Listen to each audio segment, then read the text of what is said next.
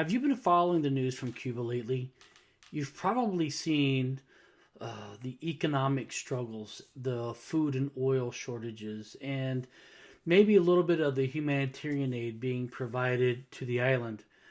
It can really feel like history is repeating itself. To really understand what's happening now, sometimes it helps to look back.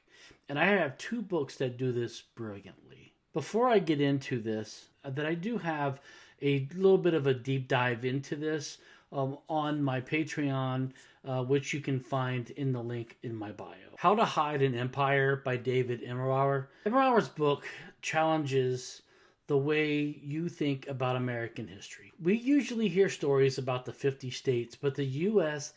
has had a huge global presence through territories, military bases, and influence across the world. He takes us from Puerto Rico to the Philippines to Guam and beyond, showing how these places were central to American power. After World War II, the U.S. shifted from traditional colonies to influence through economics, culture, and military presence. The hidden empire approach explains why Cuba and other Caribbean nations have always been so tied to American policy. Ada Ferrer brings us closer to the island itself.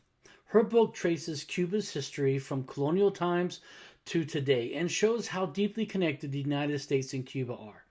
The Spanish-American War, the Platt Amendment, the sugar economics, and racial hierarchies all shaped their relationship in ways that still matter today. Ferrer doesn't just tell the story, she humanitizes it. Cuban leaders, activists, and ordinary citizens all come to life as she shows how they resisted, adapted, and navigated U.S. influence over generations. When you read these books together, the headlines make more sense. Economic hardship, protests, immigration, they're just not current events, but they are the result of more than a century of interaction between Cuba and the United States.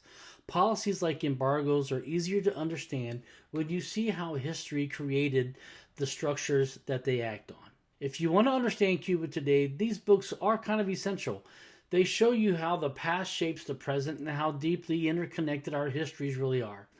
I'd love to hear from you. What books have you read that helped you understand Cuba or U.S. foreign policy? Let me know down in the comments.